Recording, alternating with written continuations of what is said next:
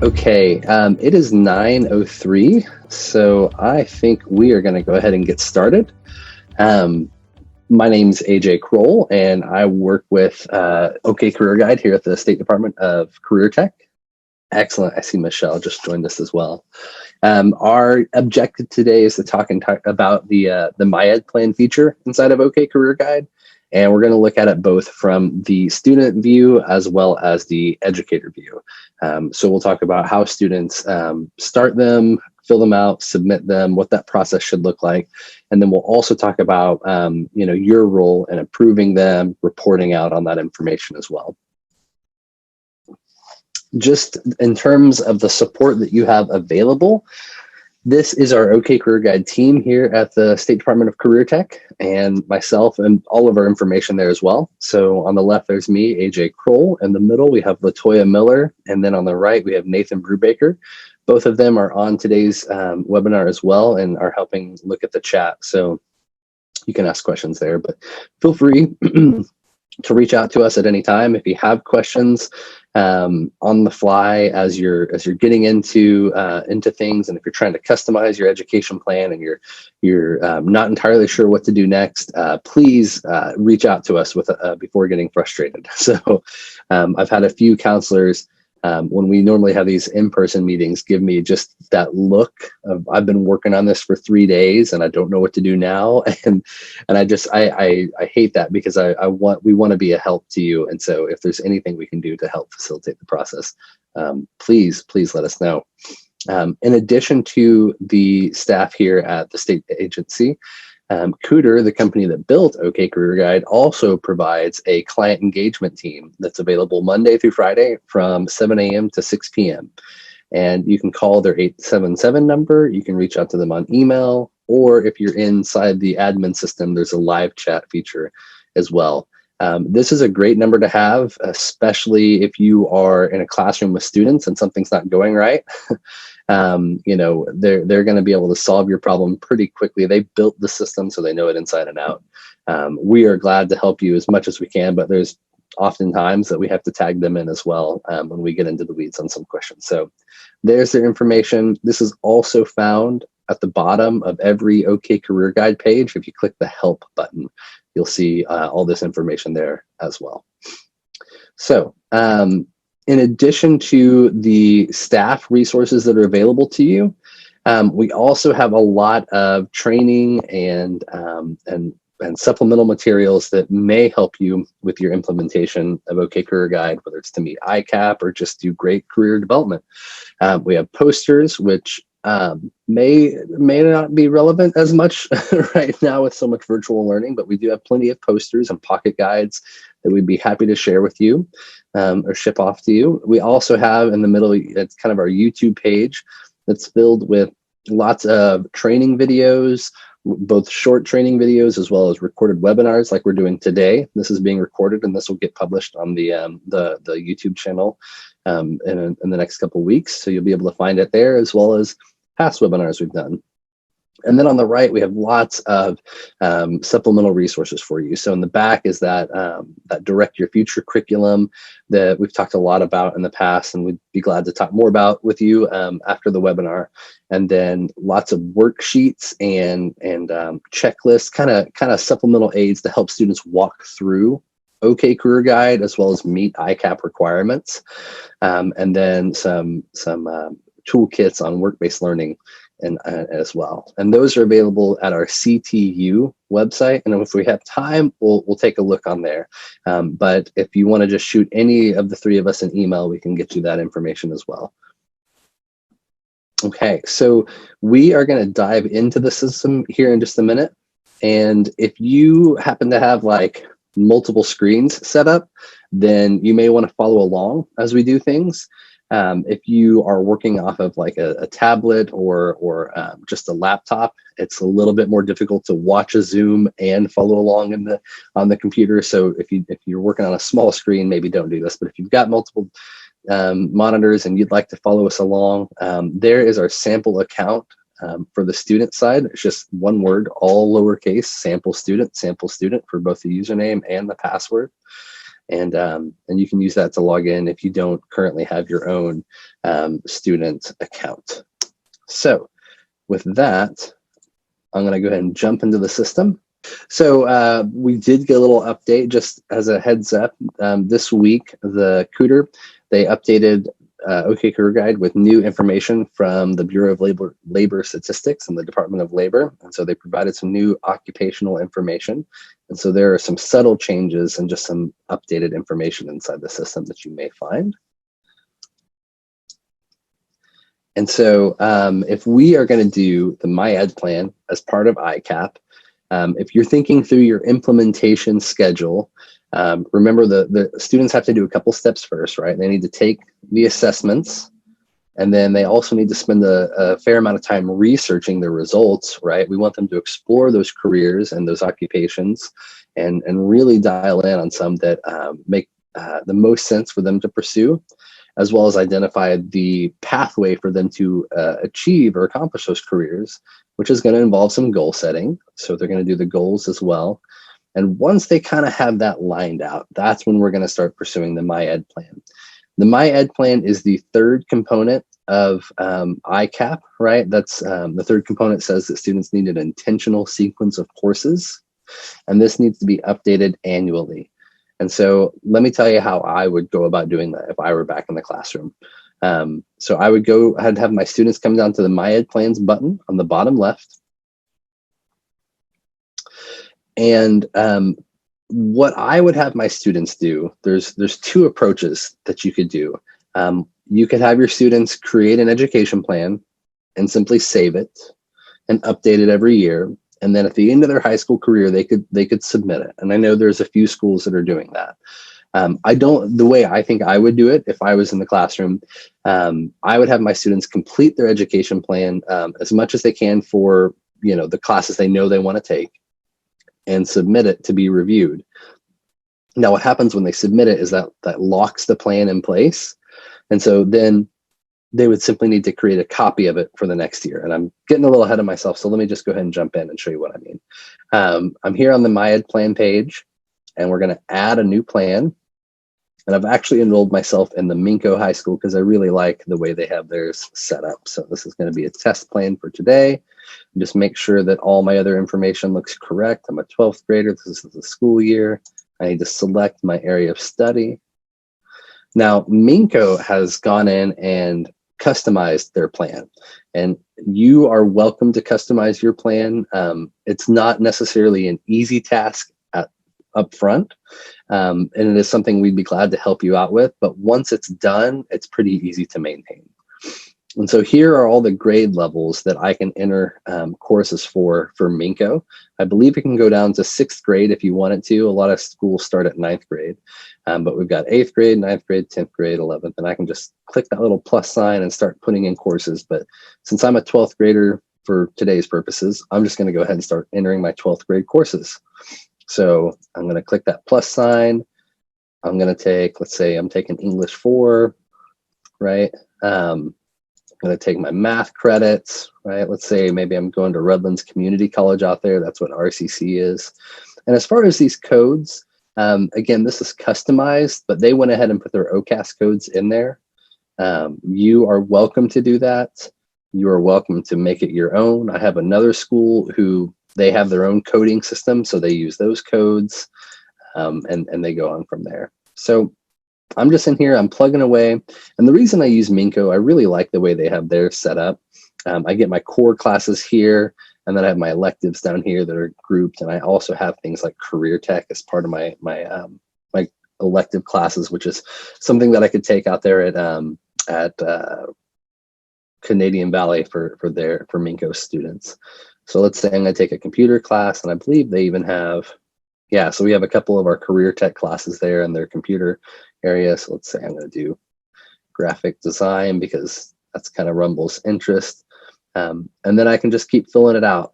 And the way that they have their career tech classes entered, I think it's really smart.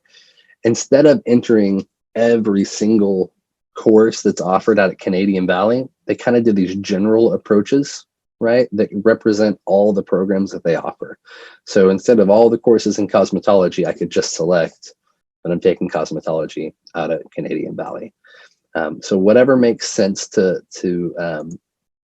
for these purposes. I see there's my 3 credits, and I can add that course and go on.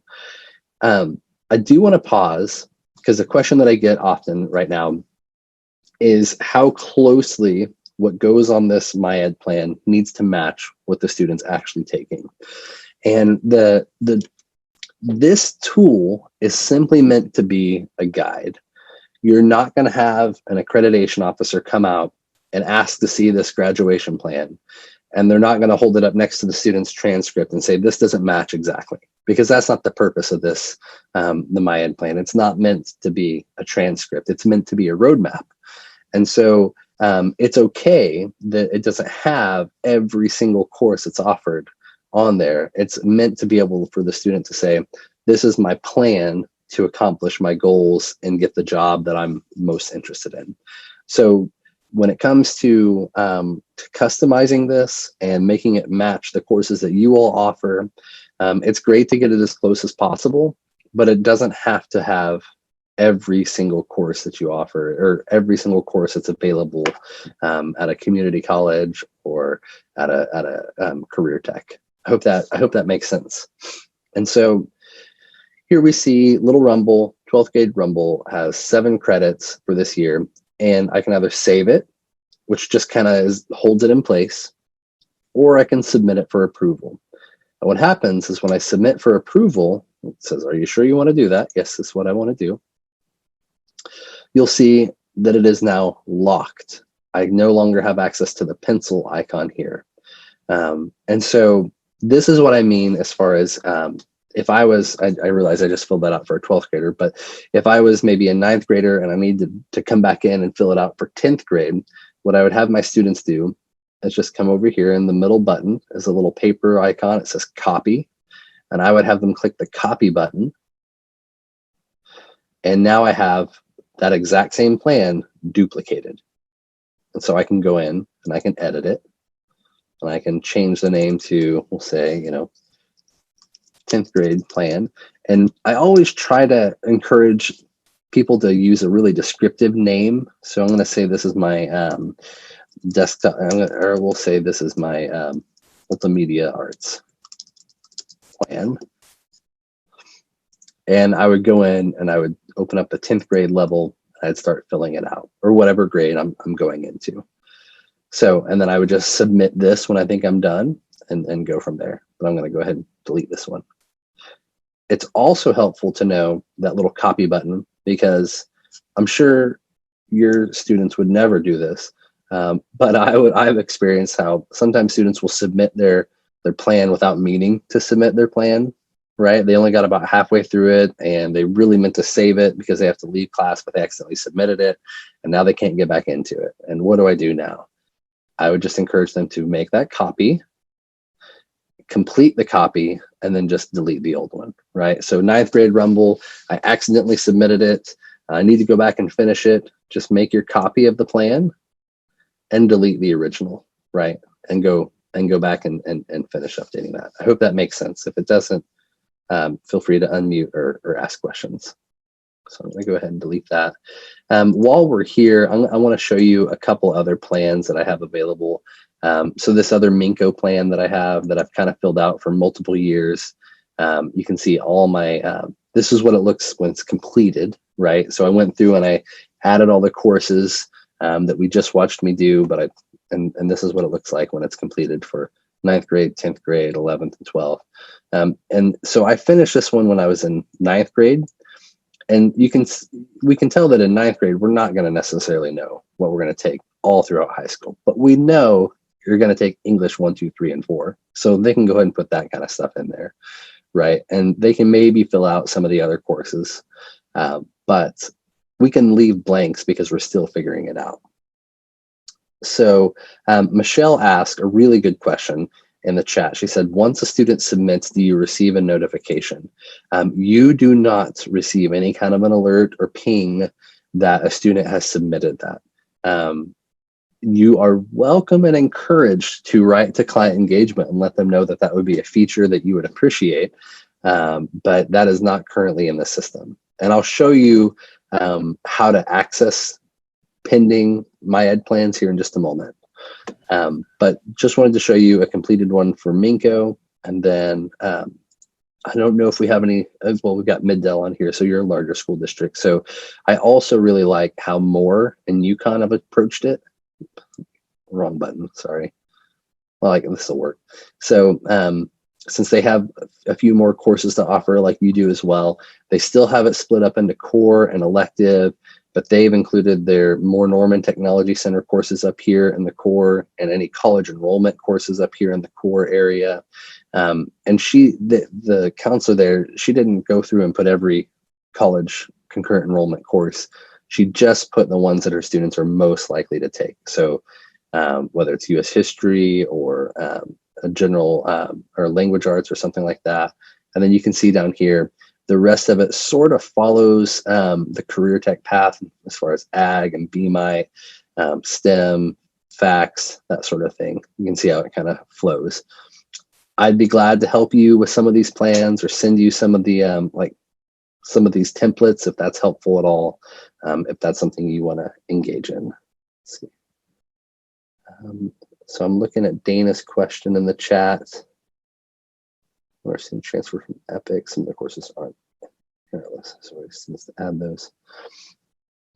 Got it. So that's a really good question. What about when students come into your district with courses on their transcript that don't necessarily match up with what you have in the My Ed plan because they're not necessarily courses you offer?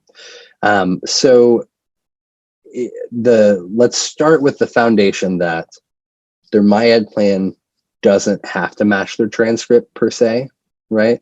It's always nice for it to be close, right? And it's just it's neat and clean, but it doesn't have to match that. The most important thing that an accreditation officer would be looking for, that the goal and heart of ICAP, is that if a student is interested in something in specific, so here I can see we're taking carpentry and machining, CNC machining, right? So I've got a student who's probably interested in the trade skills, right? And we want to be able to see that pursuit on their plan. And so even if every course isn't listed on here, but I can kind of get the gist of how this plan matches up with their goals, matches up with their interest assessments, that sort of a thing, then that is the whole goal of these plans. I'll show you one more real quick. I like UConn's as well, and I'll show it from the not finished side. So here we go. We've got UConn. Again, they've got their core subjects here. They have their electives here, their general electives, and then down here they have their career tech courses listed. And then finally at the bottom they have courses that are taken at Canadian Valley, which is their tech center. So just lots of different ways to set this up for big schools, small schools, and again, we're happy to help do that. The way I would approach it, especially like as far as Michelle's question about a notification, I would have kind of written down in my implementation plan that I know that, by November, December, January, I've had my students look at the My Ed plans, because this is probably something we would do right before enrollment. And so I know that the majority of my students should have completed this process by the end of, let's say, January, because we're getting ready for enrollment. Then I'm going to put on my calendar to wait a week or two to go back in February and start approving them. Since we don't get that notification, I'm just going to know that by the end of January, all of my students should have it completed. And then I'm going to go in and look after that. I did have a counselor one time who was disappointed about not getting a notification because she was going in every Friday and checking to see if there was anything to approve. And I wouldn't do it that way if I could avoid it. I would make sure that I knew when students were going to have it completed. If you don't have yours customized, there is a state plan, and I think that this one shows the state plan. I can't jump into the student side of it, but I can jump into what I mean is the entering courses side of it, but I can show you the rubric aspect of it. And the way this is the state plan is set up, it has every conceivable course that you could take in Oklahoma in here, and including things like Cherokee 1 and 2 and Russian 3 and 4 and stuff that no one really offers. I don't know that anybody's offering Russian 3 and 4. But anyhow, it's just kind of a catch-all to make sure that all the courses were available. It's a little bit messy and cumbersome for students to enter the information in there. When they do the drop down, they get a whole list of courses as opposed to just the 1 or 2 that fit that specific subject at that specific grade. But it is available, right? So if you don't have time to go in and customize it right now, it is available and it is existing in the system. And this is just kind of a preview of what's available inside there right now. So you see how everything just shows up as all courses as opposed to core, elective, that sort of a thing. So we're going to move on, and just to circle back to Dana's question in terms of what to do when courses don't necessarily match up.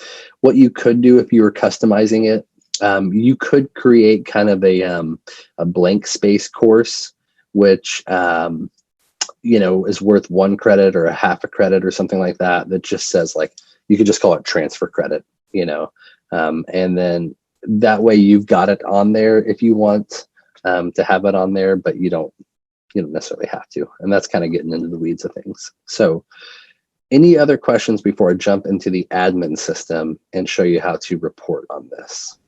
Yeah, AJ, I have a question. Like when we're setting it up and it says chosen area study, like my only options are college prep, work ready, or core curriculum.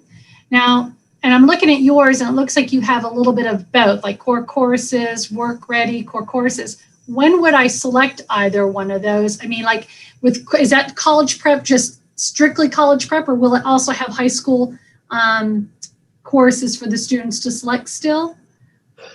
So Michelle, it does. It totally makes sense. So what she's talking about is when I go to click add new plan and I'm filling in the names and all that, here where it says chosen area of study, because right now I'm logged in as a Minko student, there's a set to where they only have 1 course of study. And honestly, if I was customizing this for one of my schools, or I was the counselor at a school, I would probably just have one plan of study. I wouldn't create multiples. It will just save you time and headache to just make it as 1 plan of study. Because again, this isn't a transcript, so it doesn't have to. But when we set it up as the state plan, that's when we got the college prep, work ready / core. They're very, very, very similar. So that's all that means. Okay. All right. Cool beans. Thank you. Sure thing. Okay, so I'm going to go ahead and I'm going to sign into the admin system. And if you all have other questions, I'm going to hang around after the webinar so we can dive into any specific questions as well afterwards. So yes, this is what I'm going to go into. And if you weren't, so I clicked the drop down button that I used to log in earlier, and then just went to the one that said admin login. I should have narrated that as I did it. But anywho, here we are at the admin login. And so what I'm going to do is I'm going to go to the second tab that says reports. And again, it's that second week of February. I know everybody's got this plugged in, and I know I've had a chance to circle back to my students that were absent. And so now I should have all my education plans. So I'm on that reports tab, and kind of in the middle of the screen, I see where it says education plans. So I'm going to click that button. And I'm going to go ahead and apologize to you that every time I do an option today, it's going to make the screen bounce. So you're going to get a little bit of Zoom whiplash. If you were logged in from like a district account, you would see multiple checkboxes here. If you're logged in from a high school account or like a single school site, you'll only see the one option like I see here. And then what type of report am I going to run? Well, we're working on education plans. And what type of report is this going to be? I'll just run through these real quick. The summary is just raw numbers. It's not exactly super helpful. Doesn't give me any names or access to it. It's just a spreadsheet of raw numbers. It says this is how many students have started it, not started it, it's been approved, etc. The rest of these will give you a list of students that fit this category. So if I got my not started student list, right? If it's the second week of February and I want to find out who's not even looked at it, this is the one I want to look at. If I want to find those students who started it but didn't finish, this is the next one I want to look at. And then the one we're going to look at right now, which is the pending approval, those are the students who have already submitted it, and I just need to go in and take a look.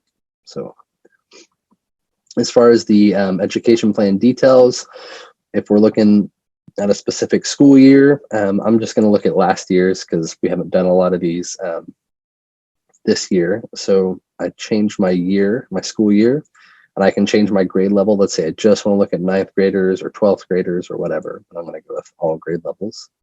And then there's one more way to kind of discriminate down, which would be this little checkbox that says graduation years. So let's say I only want to look at 9th graders. And the reason I bring this up is because the system does not automatically move students from 9th to 10th grade.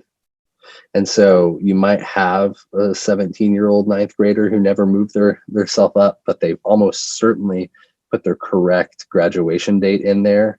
So this would be their graduation year. So, but that's just, if you need to further discriminate down. So I'm going to go ahead and view this report.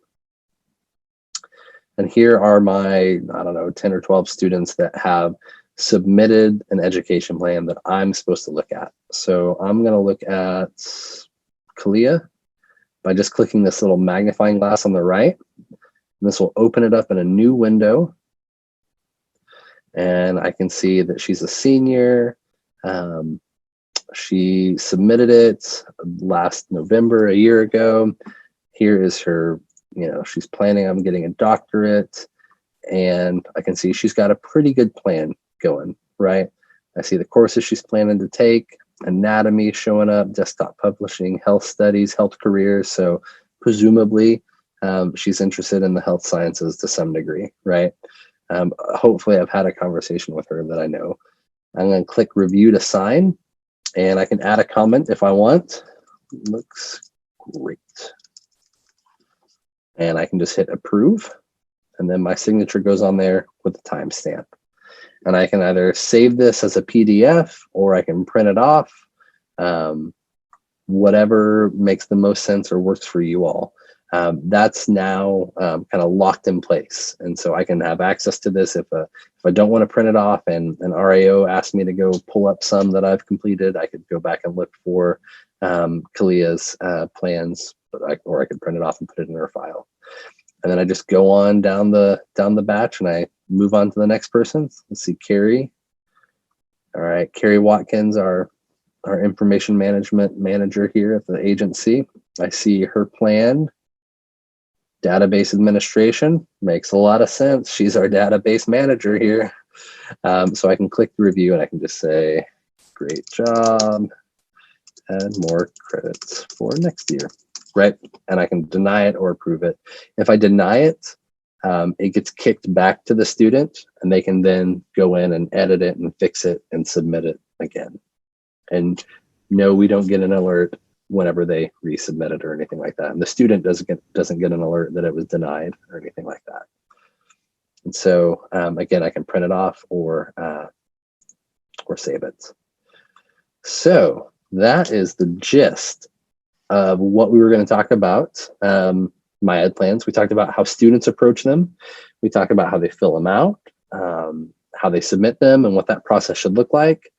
Maybe how you would implement it a little bit, and then how to report on them, how to approve them, and go from there.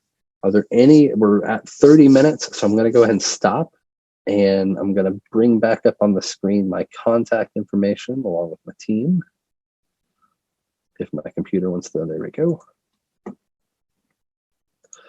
So there is our contact information again. Is there any questions that you all have that you'd like me to dive into now? Otherwise, I very much appreciate you being on here and taking the time out of your morning. And again, if you got to run, but you still have more questions, feel free to reach out to any of us at any time.